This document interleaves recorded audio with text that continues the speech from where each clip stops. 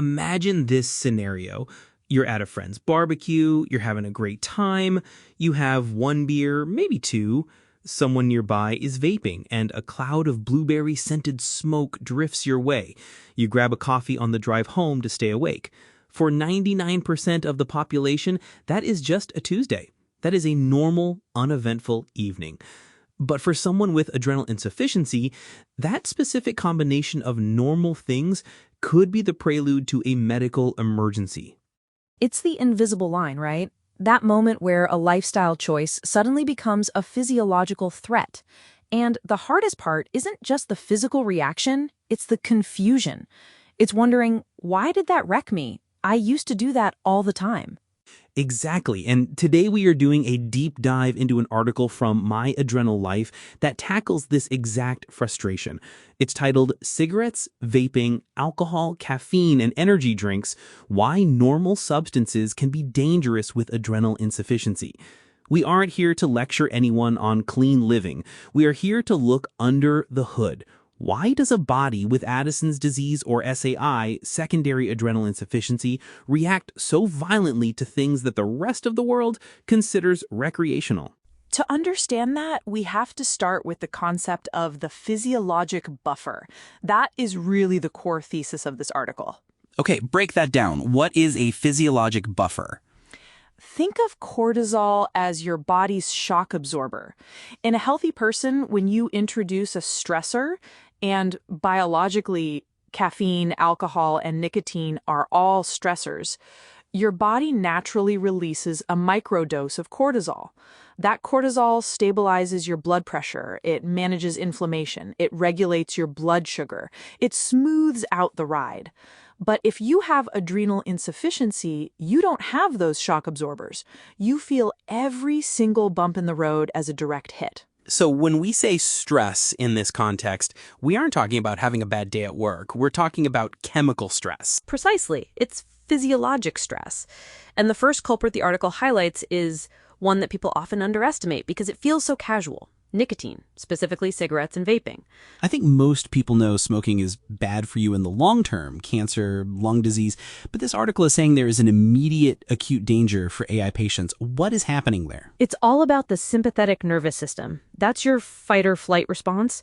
When you inhale nicotine, it chemically slams the gas pedal on that system. It triggers a release of adrenaline and norepinephrine. Okay, so your heart starts racing, blood pressure goes up. That happens to everyone, right? It does. But in a healthy person, the adrenal cortex responds to that adrenaline spike by releasing cortisol. The cortisol says, okay, we're revved up, let's stabilize the fuel supply and keep inflammation down. It balances the equation. In an AI patient, you get the adrenaline, the gas pedal, but you have no brakes. You have no cortisol to buffer that surge. So you get the shaking, the palpitations, the nausea. It's an unopposed adrenaline storm. That explains the wired but tired feeling people describe. It's like revving a car engine in neutral until it overheats. That is a perfect analogy, and the article makes a crucial point here about vaping. There is a misconception that vaping is cleaner or lighter than smoking, but chemically, it might actually be more aggressive. Because of the concentration. Right. Vape pods often deliver very high doses of nicotine very rapidly. That causes a massive, sudden spike in sympathetic activation. For someone with low cortisol reserves, that can trigger symptoms that mimic an impending crisis. Severe anxiety, dizziness, autonomic instability. And the article mentioned secondhand smoke too, which I found interesting because I think we tend to dismiss that as just an annoyance. Like, oh, it smells bad. It's more than a smell. The article references data showing that even passive exposure triggers autonomic instability. If you are standing in a cloud of smoke, your body is chemically reacting to it. If you're already running low on cortisol, say it's 4 p.m. and your morning dose has worn off, that secondhand smoke can be the straw that breaks the camel's back. So if you feel terrible after hanging out in a smoky bar, it's not in your head. It's physiology. It is physiology. It's physiologic overload. Let's pivot to the one that I think is the hardest for people to give up socially: alcohol. The article calls it uniquely risky. Why does alcohol get that special distinction? Because alcohol attacks on multiple fronts. It's a depressant, it dehydrates you, and this is the big one for adrenal patients, it messes with your blood sugar in a very specific, dangerous way. I've heard this term thrown around, gluconeogenesis. It sounds like a spelling bee nightmare, but what does it actually mean for a patient? So gluconeogenesis is the process where your liver makes new glucose to keep your blood sugar stable when you aren't eating. Cortisol is essential for this process. It tells the liver, hey, release some sugar so we don't pass out. Alcohol inhibits gluconeogenesis.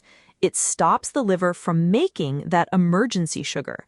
So if you have AI, where your cortisol is already low or artificial, and you add alcohol, you are effectively shutting down your blood sugar safety net from two different directions. Wow, so it's a double hit. You don't have the hormone to request the sugar, and the alcohol is blocking the liver from making it anyway. Exactly. This is why hypoglycemia, low blood sugar, is such a huge risk for people with Addison's when they drink. And the scary part is, the symptoms of low blood sugar look a lot like being drunk. Slurred speech, confusion, stumbling. That is a terrifying thought. You could be in a medical emergency and everyone around you just thinks you've had too many margaritas. And there is another layer to the alcohol trap, the delayed crash. The article explains that alcohol isn't just a stressor in the moment, it borrows against future reserve. Right, the hangover effect. But for us, a hangover isn't just a headache. No. Alcohol disrupts sleep architecture. It prevents you from getting into deep, restorative sleep. Sleep is when your body naturally tries to reset. If you don't sleep well, your body demands more cortisol the next day to function. But you don't have more. You have a fixed dose. So you wake up in a deficit. It's like spending tomorrow's paycheck today. Eventually, the bank account is empty. And that emptiness is what leads to those unexplained crashes 24 hours after a night out. You might feel okay when you go to bed, but the next day, you can't get off the couch. Okay, let's talk about the other liquid courage, caffeine, and its more aggressive cousin, the energy drink. The article calls energy drinks the perfect storm. Energy drinks are fascinatingly dangerous for this population. If you look at the ingredients, it's usually a massive dose of caffeine combined with sugar, and often things like taurine or guarana. Taurine is supposed to be calming, isn't it? I thought that was the marketing pitch. In isolation, maybe. But in the context of a Red Bull or a Monster, you are looking at a stimulant bomb. You get the adrenaline spike from the caffeine, again, that gas pedal without the cortisol brakes. But then you also get a massive blood sugar swing from the sweeteners. So you're spiking adrenaline, spiking blood sugar, then crashing blood sugar, all while your heart rate is through the roof. And dehydration, don't forget, caffeine is a diuretic. For people with primary adrenal insufficiency, Addison's, who already struggle to hold on to sodium and water, energy drinks are basically dehydrating you while putting your heart under maximum stress. It really highlights how we use the word energy incorrectly.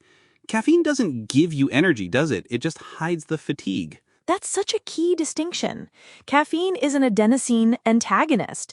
It blocks the chemical signal that tells your brain you're tired. It doesn't put fuel in the tank. It just cuts the wire to the low fuel light. That is a haunting way to put it, especially if you have a condition where running out of fuel means an adrenal crisis. And that is why the crash, when it comes, is so violent for AI patients. When the caffeine wears off, the adenosine is still there. It's actually built up. The fatigue hits you like a freight train, and because your cortisol is low, you don't have the metabolic resources to handle that sudden drop. There is a section in this article that I think will resonate with every single listener. It addresses the unpredictability.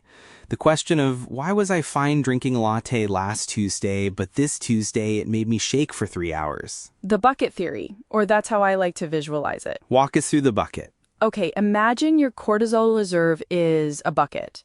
Every stressor adds water to the bucket. If you slept poorly, water in the bucket. Fighting off a cold, water in the bucket. Hormonal changes, water in the bucket. On a good day, your bucket is empty. You can pour a cup of coffee in there, splash, and it's fine. The bucket doesn't overflow. But on a bad day, your bucket is already 95% full because you didn't sleep and you're stressed about work. You pour that same cup of coffee in, and suddenly, spillover, crisis symptoms. This is so important because it removes the guilt. I think patients often feel like they're failing or imagining things because their tolerance isn't consistent. Yes, the article explicitly says reactions are not character flaws.